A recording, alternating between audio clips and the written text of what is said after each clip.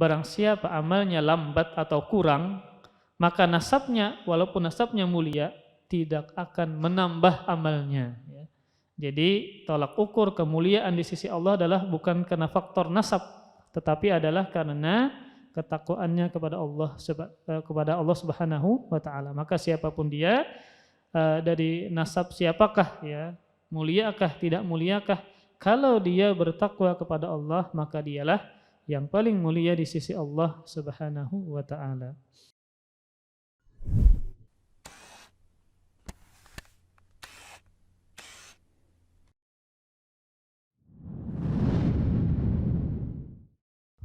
Bismillah.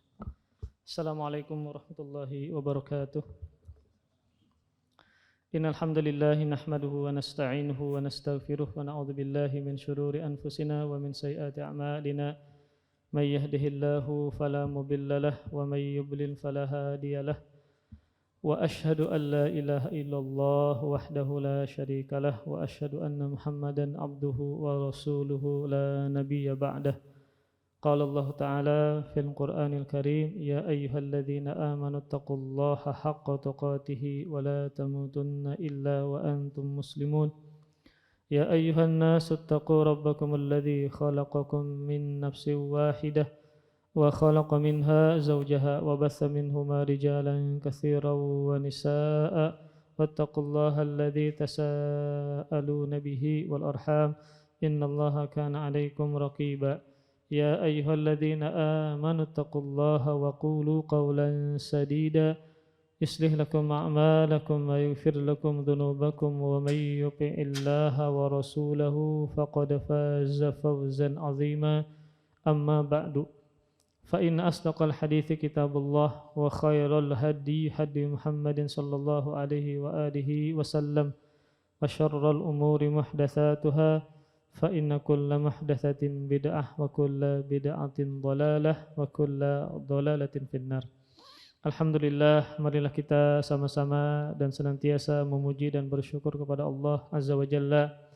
Kembali kita dipertemukan dalam majlis ini, dalam rumah Allah Subhanahu wa taala ini, tidak lain tujuan kita adalah untuk beribadah kepada Allah Subhanahu wa taala sebagaimana itu adalah tugas satu-satunya kita hidup di dunia, yaitu agar kita senantiasa beribadah dan menyembah Allah Subhanahu wa taala. Kemudian salawat serta salam semoga selalu terhaturkan dan tercurahkan kepada Nabi kita Muhammad sallallahu alaihi wasallam dan juga kepada para keluarga, para sahabat dan orang-orang yang senantiasa meniti sunnah dan jalan beliau sampai hari kiamat. Amin ya rabbal alamin. Kita meneruskan kitab Tauhid karangan Syekh Muhammad At-Tamimi dan kita sampai di bab yang ke-15, yaitu bab penulis mengatakan babu qaulullahi ta'ala ayusyrikuna ma la yakhluqu syai'aw wa hum yukhlaqun wala yastati'una lahum nasra al-ayah. Bab firman Allah Subhanahu wa taala di surah Al-A'raf ayat 191 sampai 192. Jadi penulis membawakan bab namun beliau tidak menyebutkan rinciannya. Yang beliau sebutkan adalah bab firman Allah Subhanahu wa taala. Yang kalau kita lihat firman Allah tadi yang kita bacakan tadi ini berkaitan tentang tidak seorang pun yang berhak disembah selain Allah. Jadi di sini penulis membawakan bab tentang bahwa yang berhak diibadahi, yang berhak disembah adalah Allah Subhanahu wa taala.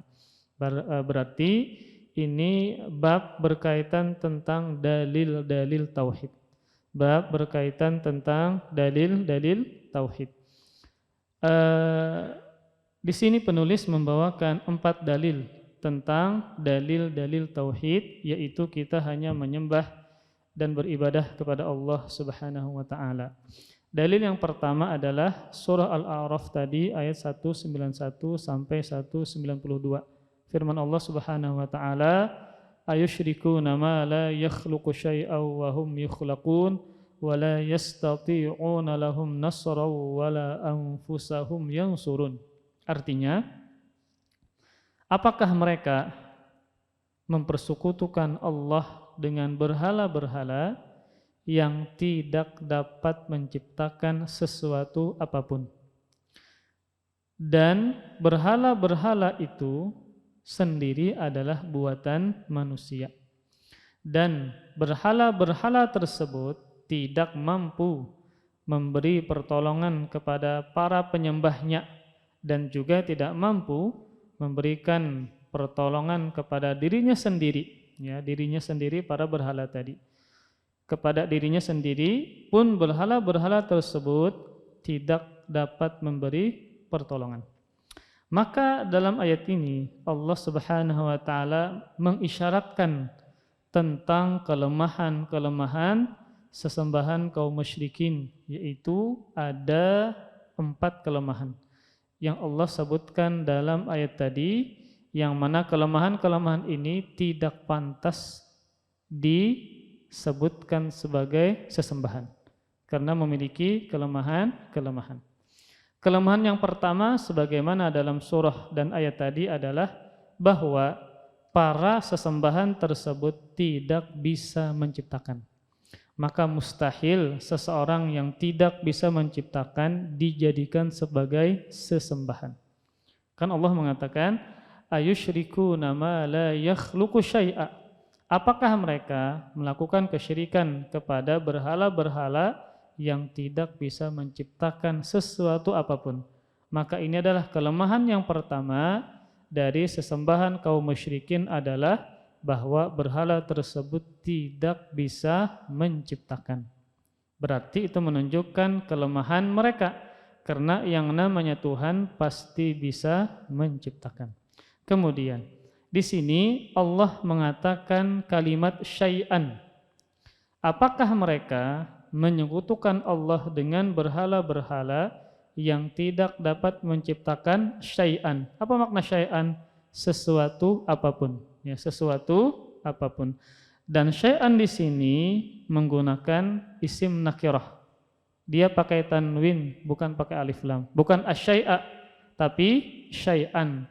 Kemudian dia konteksnya isim nakirah yang berada dalam jumlah negatif atau ada huruf nafinya, penafian, maka ini maknanya adalah umum. Berarti para berhala ini tidak bisa menciptakan sesuatu apapun, yang besarkah ataupun yang kecilkah.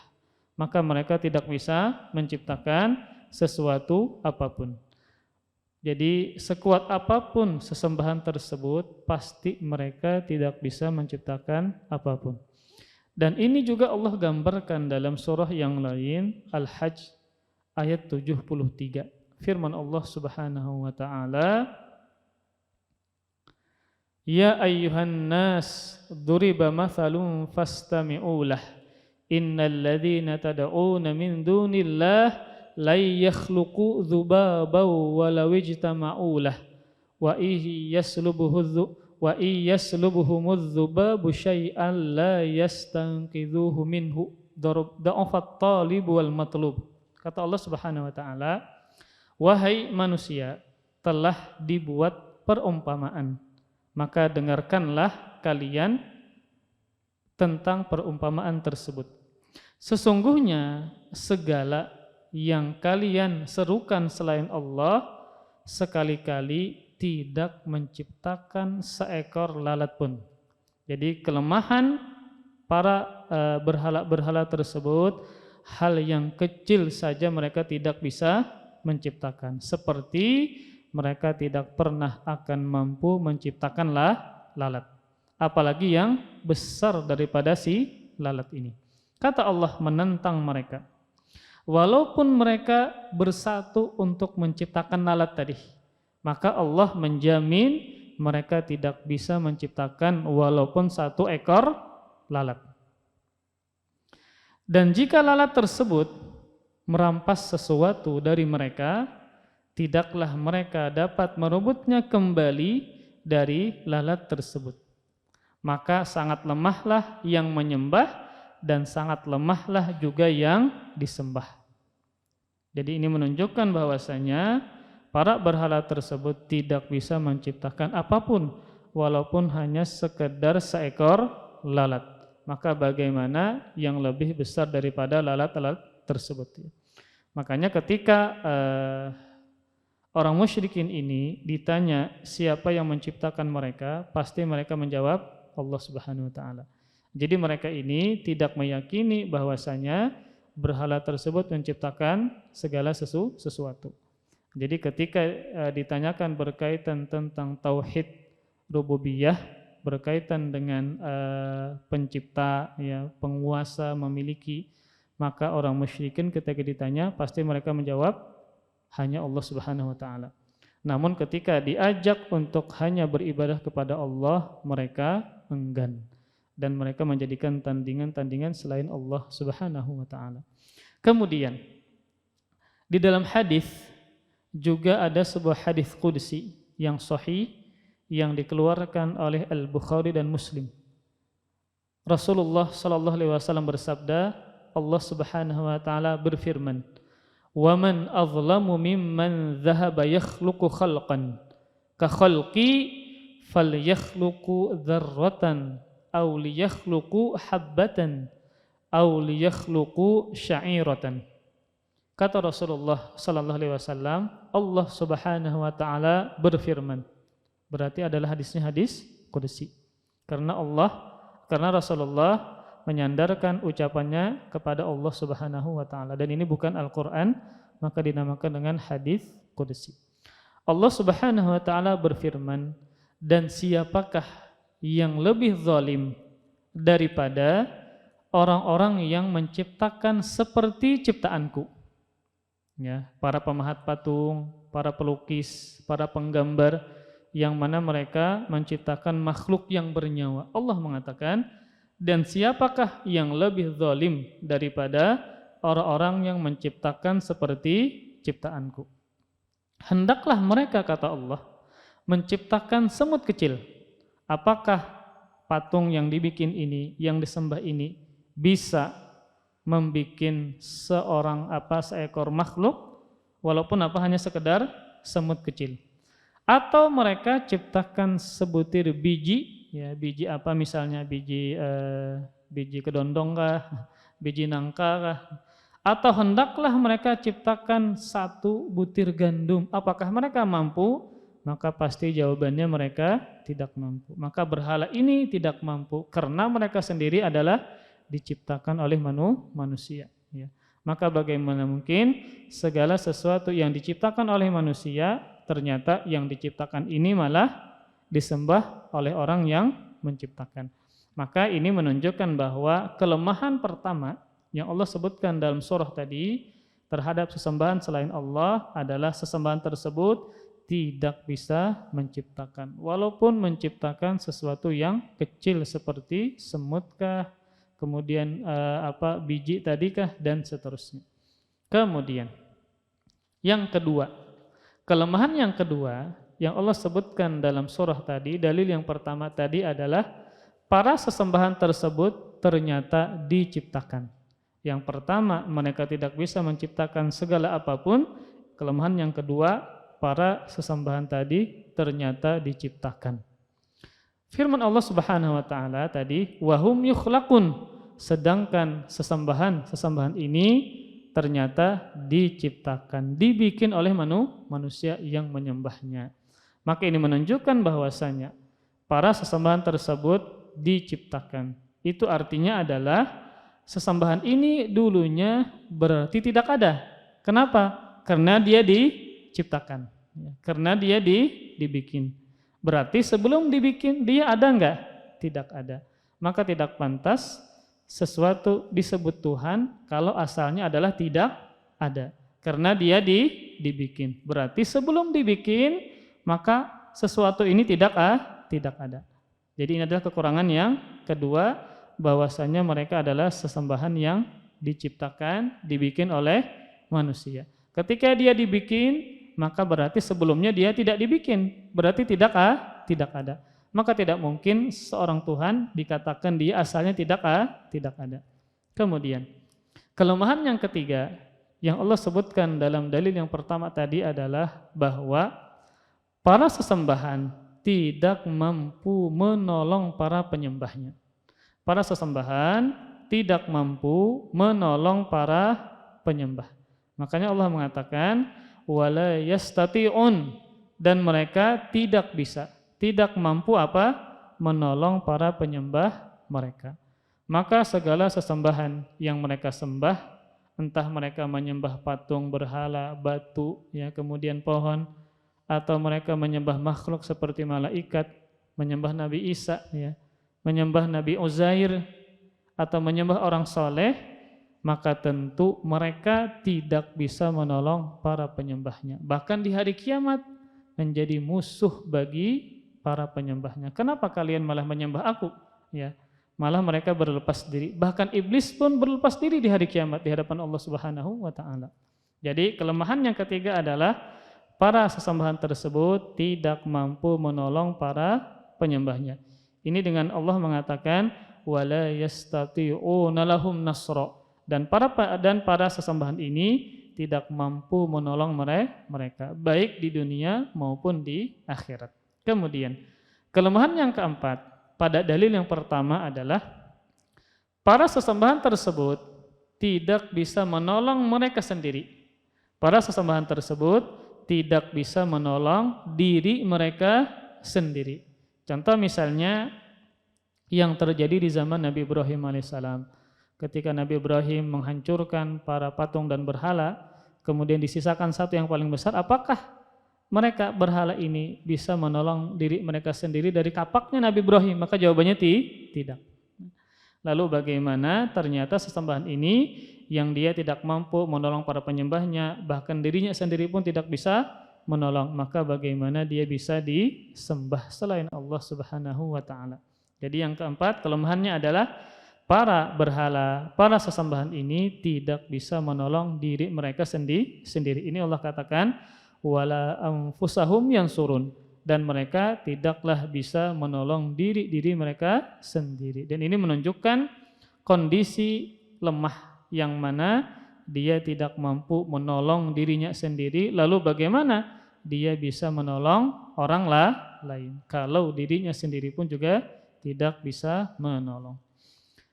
Maka siapapun dari makhluk Allah yang dijadikan sesembahan, ya, entah dia menyembah matahari misalnya, atau menyembah batu, menyembah patung, menyembah orang saleh, menyembah nabi misalnya, maka sedikit pun mereka tidak bisa menolong diri mereka sendiri. Contohnya misal Nabi Muhammad SAW.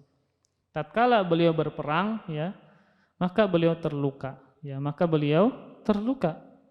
kemudian juga ada patah gigi, ya. Berarti dalam kondisi ini Nabi pun tidak bisa menolong diri beliau sendiri. Kenapa? Karena beliau pun juga terluka. Contoh Nabi Isa alaihissalam, ya, yang dijadikan sesembahan oleh orang-orang Nasrani. Maka beliau pun juga tidak bisa menolong diri beliau sendiri. Karena ketika beliau sendiri ditangkap oleh orang-orang Yahudi untuk menyalibnya, ya, maka beliau tidak bisa menolong diri beliau sendiri kecuali dengan pertolongan Allah, yang Allah menolongnya dan mengangkat Nabi Isa ke atas langit. Ini pertolongan siapa? Pertolongan Allah Subhanahu wa taala. Kalau bukan karena pertolongan Allah, maka bisa jadi Nabi Isa disalib oleh orang-orang Yahudi. Dan ini menunjukkan bahwasanya makhluk bagaimanapun kondisinya, maka dia tidak bisa menolong dirinya sendiri kecuali dengan pertolongan Allah Subhanahu wa taala. Maka sangat banyak contoh para nabi, orang soleh, yang mana mereka mendapatkan luka, ya, mendapatkan musibah, ya, macam-macam. Itu menunjukkan terhadap diri mereka sendiri pun tidak bisa menolong. Maka bagaimana mereka dijadikan sebagai sesembahan untuk menolong orang lain. Jadi ini menunjukkan bahwasanya, ya, terhadap judul, yaitu menjelaskan tentang dalil-dalil tauhid, bahwa segala sesembahan selain Allah, satu kelemahan mereka tidak bisa menciptakan. Yang kedua, ternyata para sesembahan ini diciptakan, ya. Yang ketiga, mereka tidak mampu menolong para penyembahnya. Yang keempat, para sesembahan tersebut tidak bisa menolong diri mereka sendiri.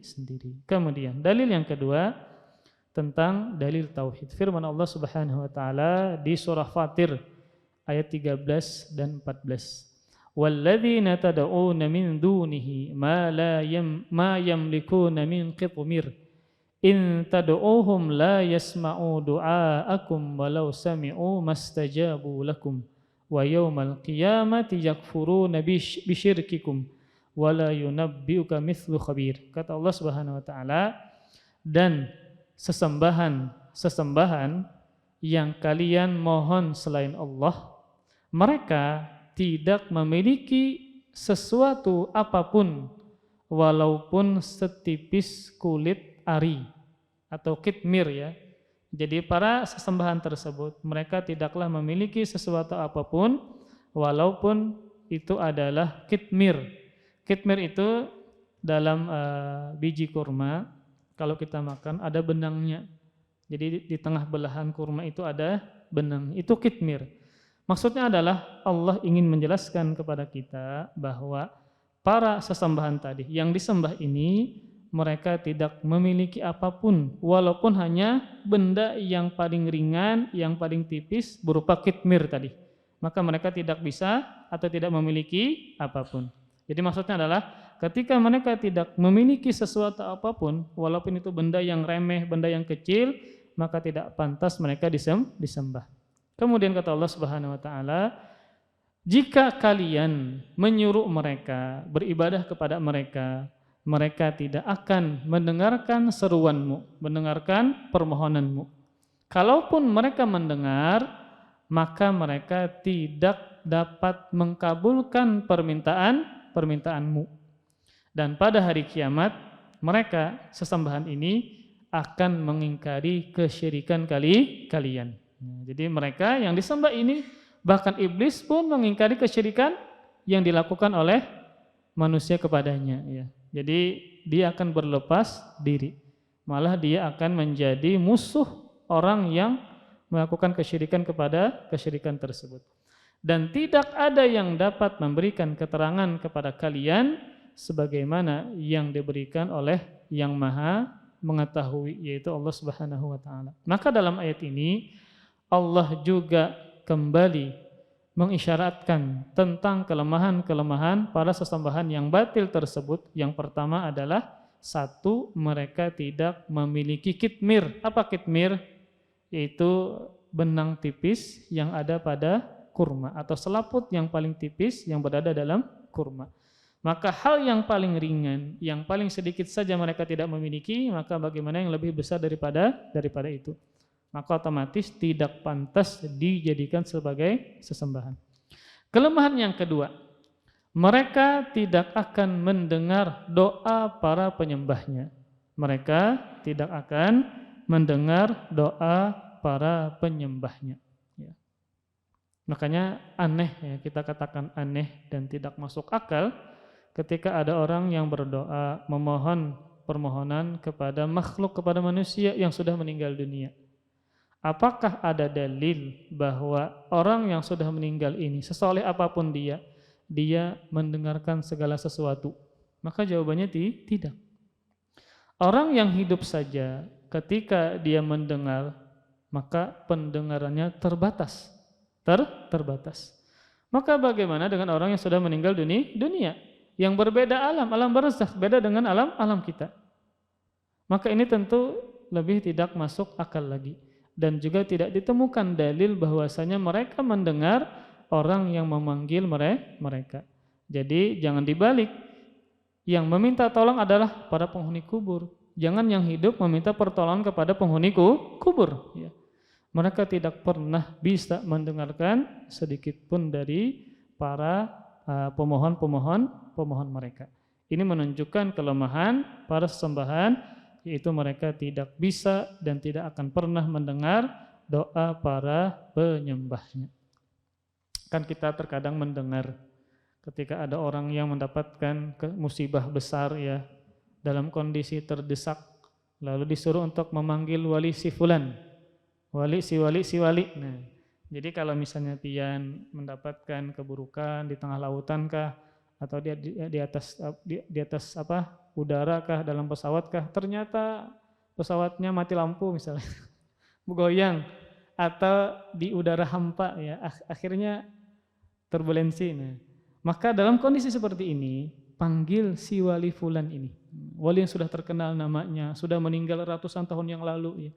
Berarti kan kita ketika memanggil, kemudian kita meyakini Sidin bisa menolong, berarti seakan-akan kita mengatakan Sidin ini mendengarkan panggilan kita ya. Padahal orang sudah di dalam kubur. Kemudian beda alam lagi. Kenapa meminta kepada sesuatu yang sudah di dalam kubur, yang mana mereka mengharapkan bantuan dari orang yang masih hidup. Berarti kita meyakini Sidin ini, si wali ini maha mendengar. Bukankah maha mendengar hanya Allah Subhanahu wa Ta'ala ya. Jadi kalau orang musyrikin dulu itu ketika mereka dalam kondisi terdesak, mereka mengikhlaskan doanya hanya kepada Allah. Namun ketika diselamatkan ke daratan, mereka kembali melakukan kesyirikan kepada Allah Subhanahu wa Ta'ala. Namun di zaman ini lebih banget lagi. Mau dalam kondisi senangkah, terdesakkah, sama-sama minta kepada selain Allah Subhanahu wa Ta'ala ya. Ini tentu adalah didasari dengan syubhat-syubhat yang masuk kepada mereka. Ya, diajarkan demikian, ketika dalam kondisi terdesak maka panggilah nama si wali fulan. Ini kan salah dan keliru.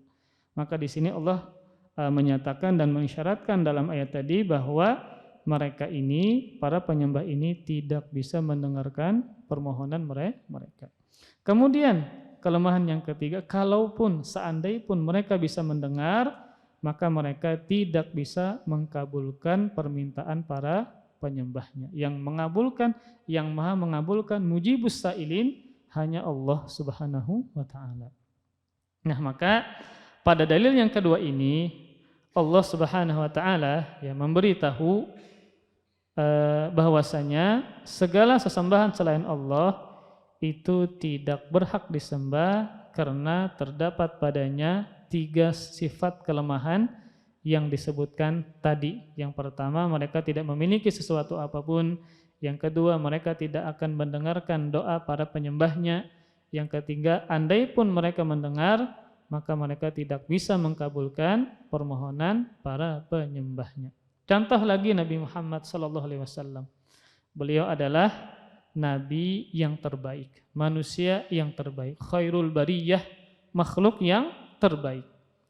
Maka beliau pun ketika masih hidup ya, tidak bisa mendengarkan seluruh perkataan para sahabatnya. Tatkala misalnya para sahabat ini berdiskusi, karena beliau adalah manusia biasa, sama seperti kita. Kalau seandainya Nabi Muhammad SAW bisa mendengarkan segala perkataan, suara, maka Nabi akan mudah memenangkan peperangan karena beliau mampu apa? Mendengarkan ucapan dari musuh. Namun buktinya pendengaran Nabi juga terbatas karena beliau makhluk bukan pencipta, bukan sang Khalik yang maha mendengar. Maka tidak pantas siapapun makhluk untuk dijadikan tandingan atau sesembahan selain Allah Subhanahu wa Ta'ala, termasuk kepada Nabi Muhammad sallallahu alaihi wasallam. Kemudian dalam ayat ini juga yang menambah penyesalan para penyembah selain Allah ini adalah ternyata sesembahan mereka tersebut tidak mengakui mereka di akhirat kelak. Mereka katakan, kenapa kalian melakukan kesyirikan? Malah menjadi musuh. Kan ketika orang itu menyembah patung, menyembah berhala, tujuannya apa? Agar menolong mereka di akhirat di sisi Allah Subhanahu wa Ta'ala. Namun ternyata lebih parahnya lagi adalah ternyata para sesembahan ini tidak mampu menolong mereka, bahkan menjadi musuh mereka di hari kiamat. Kemudian dalam ayat yang lain, syaitan pun mengingkari para penyembahnya. Ya. Maka Allah Subhanahu Wa Taala mengatakan dalam surah Ibrahim ayat 22, wa qala syaitan lamma qudiyal amru innallaha wa'adakum wa'dal haqqi wa wa'adtukum fa akhlaftukum wa ma kana li 'alaikum min sultanin illa an da'autukum fastajabtum li fala talumuni walumu anfusakum ma ana bimusrikhikum wa ma antum bimusrikhi inni kafartu bima asyraktumuni min qabl innadz zalimina lahum adzabun alim. Dan berkatalah syaitan. Allah menghikayatkan perkataan syaitan. Dan berkatalah syaitan tatkala perkara hisab telah diselesaikan. Ini berarti konteksnya di mana? Di hari kiamat. Apa kata syaitan? Sesungguhnya Allah telah menjanjikan kepada kalian janji yang benar. Dan aku pun telah menjanjikan kepada kalian, tetapi aku menyalahinya, kata syaitan. Sekali-kali tidak ada kekuasaan bagiku terhadap kalian, maka aku tidak memiliki kekuasaan untuk menolong kalian. Melainkan sekedar aku menyuruh kalian, lalu kalian mematuhi seruanku. Ya, ketika misalnya aku memberikan was-was, syubhat kepada kalian, kalian mengikutinya. Oleh sebab itu, janganlah kalian mencela aku, tapi celalah diri kalian sendiri. Ini menunjukkan syaitan pun berlepas diri, padahal dia yang memujuk manusia untuk masuk ke dalam nerakanya Allah Subhanahu wa ta'ala. Namun di hari kiamat, dia malah berlepas tangan. Ini syaitan. Kata syaitan meneruskan, aku sekali-kali tidak dapat menolong kalian, dan kalian pun sekali-kali tidak dapat menolongku. Jadi syaitan yang disembah, maka syaitan tidak bisa menolong para penyembahnya pun tidak bisa menolong syaitan. Sesungguhnya aku tidak membenarkan perbuatan kalian menyekutukan aku dengan Allah sejak dulu, kata syaitan. Ini ungkapan berlepas diri syaitan di hari kiamat. Dia mengatakan, sesungguhnya aku tidak membenarkan perbuatan kalian menyekutukan aku dengan Allah sejak dulu. Kemudian kata Allah Subhanahu wa ta'ala, sesungguhnya orang-orang yang zalim tersebut mendapatkan siksaan yang sangat pedih, termasuk syaitan, para penyembahnya, karena mereka melakukan kezaliman yang paling besar terhadap Allah, yaitu melakukan kesyirikan kepada Allah Subhanahu wa ta'ala. Bukan cuma syaitan, malaikat pun juga berlepas diri. Kan ada sebagian malaikat yang disembah, Orang musyrik, sebagian orang musyrikin dulu itu menganggap malaikat ini adalah anak perempuannya Allah Subhanahu wa ta'ala, sehingga mereka disembah. Bahkan Nabi Isa pun yang disembah oleh orang Nasrani pun berlepas diri di hadapan Allah Subhanahu wa ta'ala. Ini Allah sebutkan dalam surah Al-Maidah ayat 116 sampai 117. Kata Allah Subhanahu wa ta'ala, wa idz qala Allahu ya Isa ibn Maryam a anta qulta lin-nasi ittakhiduni wa ummi ilahaini min dunillah qala subhanak ma yakunu li an aqula ma laysa li bihaq in kuntu qultuhu faqad alimtah ta'lamu ma fi nafsi wa la a'lamu ma fi nafsik innaka anta 'allamul ghuyub. Al-ayah. Kata Allah Subhanahu wa ta'ala, dan ingatlah ketika Allah berfirman, wahai Isa putranya Maryam, adakah engkau mengatakan kepada manusia, jadikanlah aku dan ibuku dua orang Tuhan selain Allah? Maka tentu Nabi Isa menjawab, maha suci engkau. Tidaklah pantas bagiku mengatakan apa yang bukan hakku mengatakannya. Mengatakan apa? Sembahlah aku dan ibuku selain Allah Subhanahu wa ta'ala. Jika aku pernah mengatakan, maka tentulah engkau mengetahui apa yang ada pada diriku. Engkau maha mengetahui bahwasanya aku tidaklah pernah mengatakan demikian. Dan aku tidak mengetahui apa yang ada pada diri engkau. Sesungguhnya engkau maha mengetahui perkara yang gaib. Maka di sini Nabi Isa pun juga berlepas diri dari orang-orang yang menyekutukan beliau dengan Allah Subhanahu wa ta'ala. Jadi segala sesembahan ya pada hari kiamat pun mereka akan berlepas diri dari para penyembahnya dan menjadi musuh-musuh bagi para penyembahnya. Maka ini akan menambah penyesalan dan penderitaan bagi orang-orang yang melakukan kesyirikan kepada Allah Subhanahu wa ta'ala dengan sesembahan tersebut. Maka inilah kesengsaraan yang berlipat ganda yang akan didapatkan oleh para penyembah selain Allah Subhanahu wa taala, di mana mereka mengharapkan pertolongan sesembahan ini, ternyata sesembahan ini malah berlepas diri dari mereka dan malah menjadi musuh bagi mereka pada hari kiamat. Maka ini tentu adalah penderitaan demi penderitaan, penyesalan demi penyesalan. Maka ini menunjukkan bahwa tentu mudarat atau musibah yang paling besar di hari kiamat, maka yang pertama dan utama yang mendapatkannya adalah orang yang melakukan kesyirikan kepada Allah Subhanahu wa taala. Kemudian dalil yang ketiga berkaitan dengan bab ini tentang dalil-dalil tauhid, yaitu hadis Rasulullah sallallahu alaihi wasallam. Jadi penulis membawakan dalil berupa Al-Qur'an kemudian dengan hadis Nabi sallallahu alaihi wasallam. Jadi inilah ciri khas dari tulisan Syekh Muhammad At-Tamimi, dalil Quran, ayat, hadis, kemudian perkataan para salafus salih. Penulis mengatakan, wa fis sahih an Anas radhiyallahu anhu qala syujjan Nabi sallallahu alaihi wasallam yauma Uhud wa kusirat rubaiyatuh faqala kaifa yuflihu qaumun syajju nabiyahum fanazalat laisa laka minal amri syai'un, Ali Imran ayat 128. Dalil yang ketiga diriwayatkan dalam Sahih Bukhari dan Muslim dari sahabat Anas bin Malik radhiyallahu taala anhu. Sahabat ini mengatakan, ketika perang Uhud, Rasulullah sallallahu alaihi wasallam terluka di kepalanya. Jadi ketika perang ya, maka Nabi pun juga bisa terluka.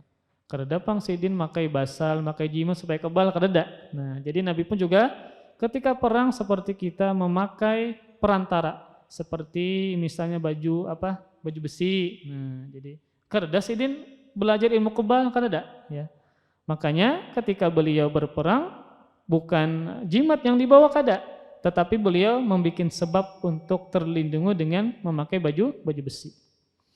Bahkan walaupun beliau memakai baju besi, ternyata Nabi juga pernah terluka, terlebih di perang Uhud, dan juga gigi beliau, gigi gerahamnya pecah ketika di perang Uhud. Diriwayatkan dalil yang ketiga, dalil berupa tauhid adalah diriwayatkan dalam Sahih Bukhari dan Muslim dari sahabat Anas bin Malik radhiyallahu taala anhu. Beliau berkata, ketika perang Uhud, Rasulullah sallallahu alaihi wasallam terluka di kepalanya dan pecah gigi gerahamnya.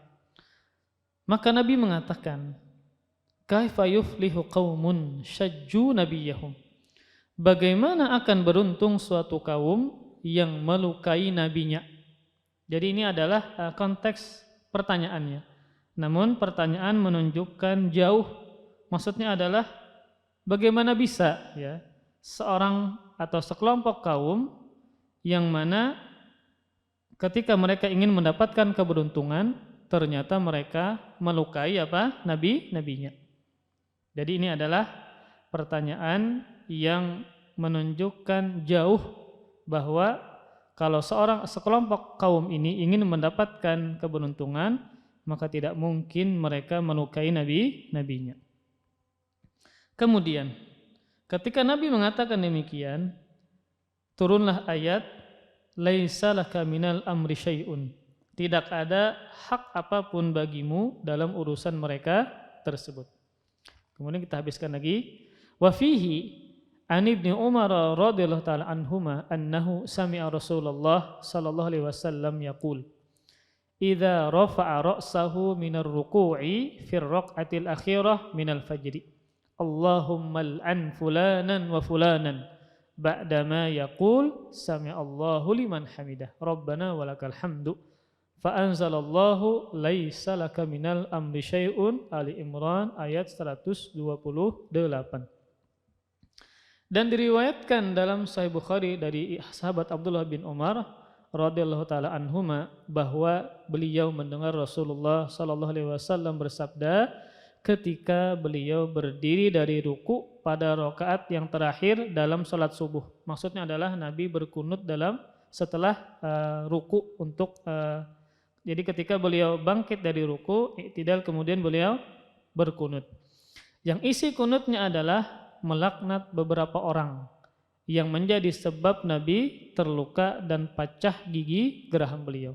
Sampai-sampai Nabi mengatakan bagaimana beruntung sekelompok orang yang ternyata mereka melukai nabinya.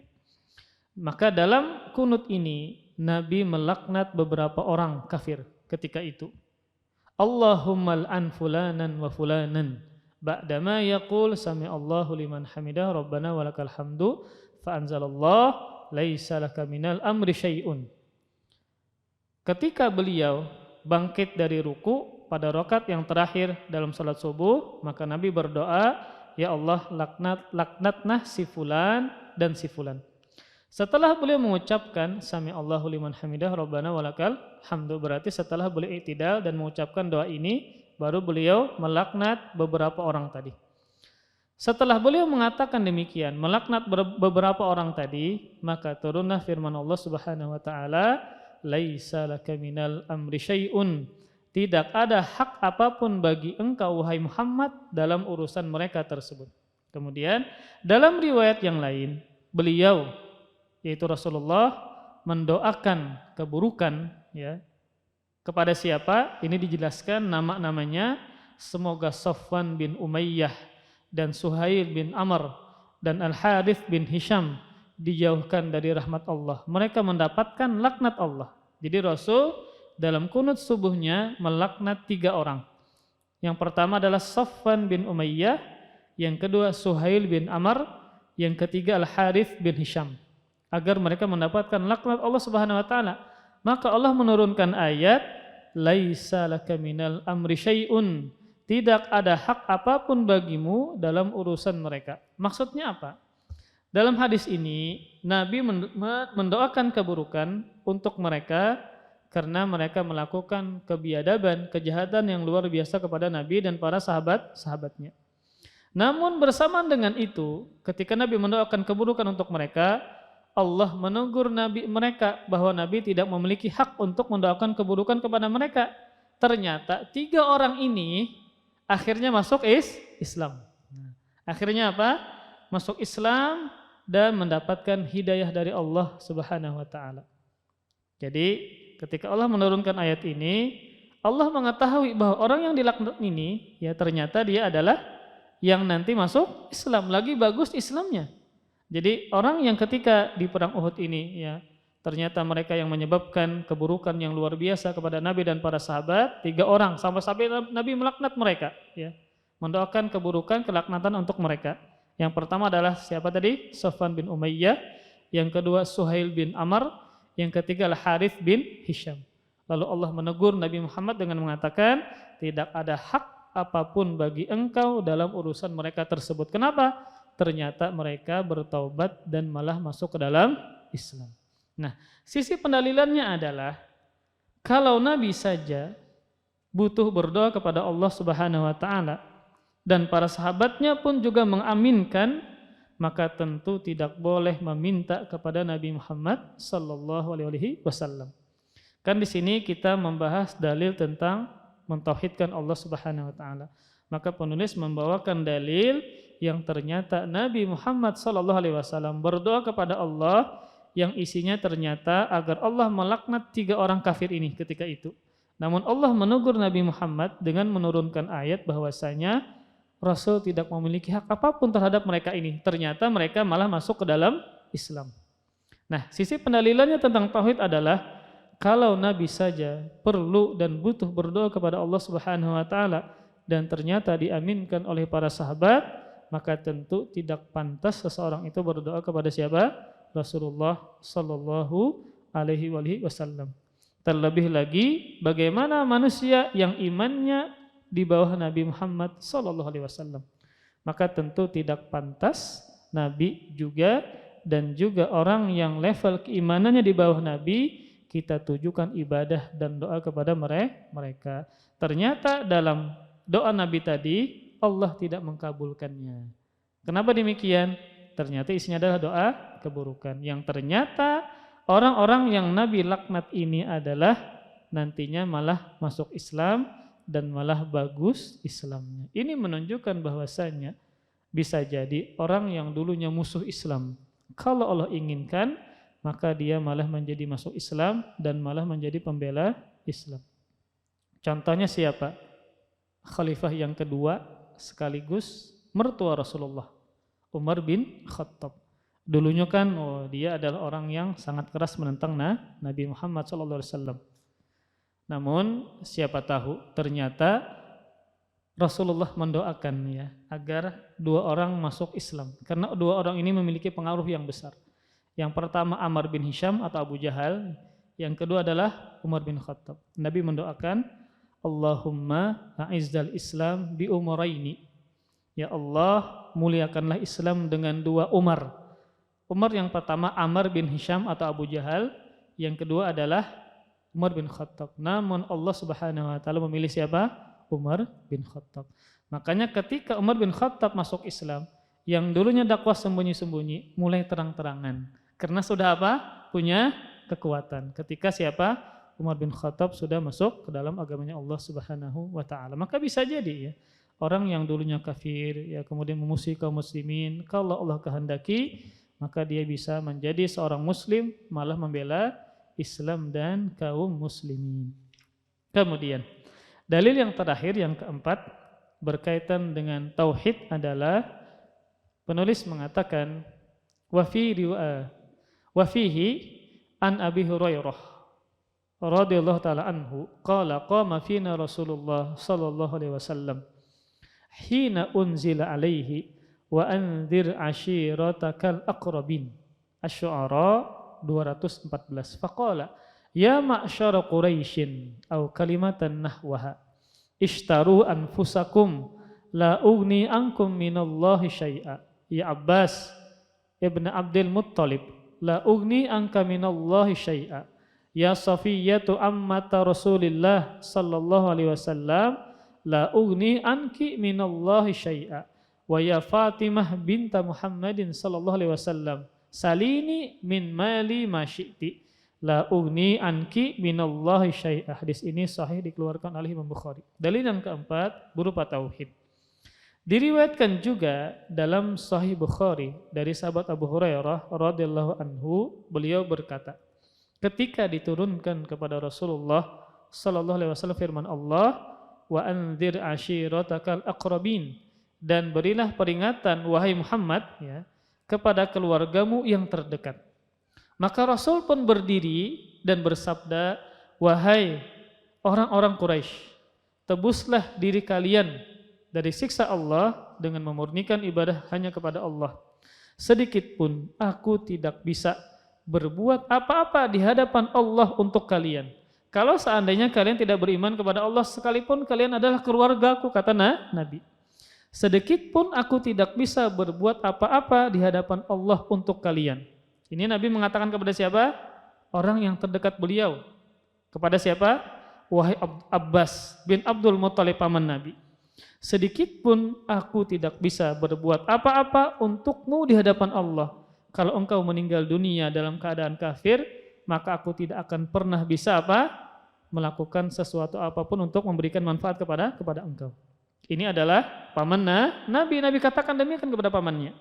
Kemudian lagi Nabi mengatakan kepada bibinya atau acilnya, wahai Safiyah, bibi Rasulullah, sedikit pun aku tidak bisa berbuat apa-apa untukmu di hadapan Allah nanti kalau engkau mati dengan membawa kekufuran. Maka aku yang seorang nabi ini tidak bisa memberikan manfaat sedikit pun di hadapan Allah Subhanahu wa taala. Kemudian setelah itu, wahai Fatimah binti Rasulillah, mintalah kepadaku apa saja yang kau inginkan, tapi sedikit pun aku tidak bisa berbuat apa-apa untukmu di hadapan Allah Subhanahu wa taala nantinya.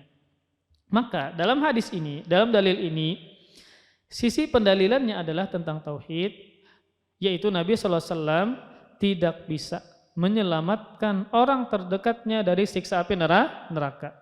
Bahkan putri Nabi sendiri, ya, darah daging Nabi sendiri Fatimah, jika Nabi tidak bisa menyelamatkan orang terdekatnya ketika misalnya mereka melakukan kemaksiatan kepada Allah Subhanahu wa taala atau meninggal dalam keadaan kafir, walaupun mereka sangat dekat nasabnya kepada Nabi sallallahu alaihi wasallam, maka tidak layak untuk berdoa dan beribadah kepada Rasulullah sallallahu alaihi wasallam. Kenapa?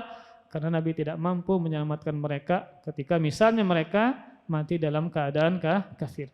Maka ini tidak pantas bagi yang disembah ketika dia tidak bisa menyelamatkan siapapun. Ya. Dan juga ini menunjukkan bahwasanya ya, orang-orang yang Nabi bisa selamatkan, yang diberikan syafaat adalah tentu orang-orang yang beriman kepada Allah Subhanahu wa taala. Makanya kan syarat dari mendapatkan syafaat dua hal ya. Yang pertama adalah izin Allah kepada orang yang memberikan syafaat ya. Yang kedua ridallah anil masyfu'lah. Ridha Allah kepada orang yang diberikan syafaat baginya. Contoh misalnya seorang muslim ya, seorang muslim. Maka dua syarat, yang pertama Allah mengizinkan.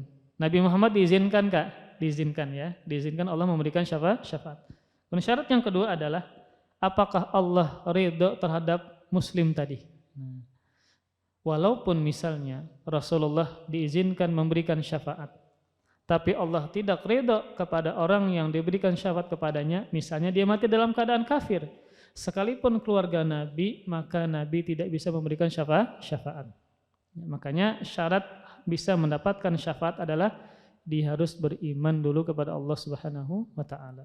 Ya, dia harus beriman kepada Allah Subhanahu wa taala. Maka ini menunjukkan bahwa keluarga Nabi pun ya tidak aman dari siksa api neraka kalau seandainya mereka melakukan keburukan, kezaliman kepada Allah Subhanahu wa taala berupa kekufuran dan kesyirikan, maka Rasulullah tidak bisa berbuat apa-apa sedikit pun. Sisi pendalilannya tentang tauhid adalah kalau Rasulullah tidak bisa menyelamatkan orang terdekatnya, maka tidak pantas Nabi disembah selain Allah Subhanahu wa taala karena tidak memiliki kemampuan untuk menyelamatkan orang-orang yang terdekat kepada beliau. Dan ini menunjukkan juga bahwasanya yang menjamin seseorang selamat adalah amalannya sendiri. Ini juga sesuai dengan sabda Rasulullah sallallahu alaihi wasallam, hadis yang dikeluarkan oleh Imam Bukhari, "Wa man batta'a bihi amaluhu lam yusri bihi nasabuhu." Barang siapa amalnya lambat atau kurang, maka nasabnya walaupun nasabnya mulia tidak akan menambah amalnya.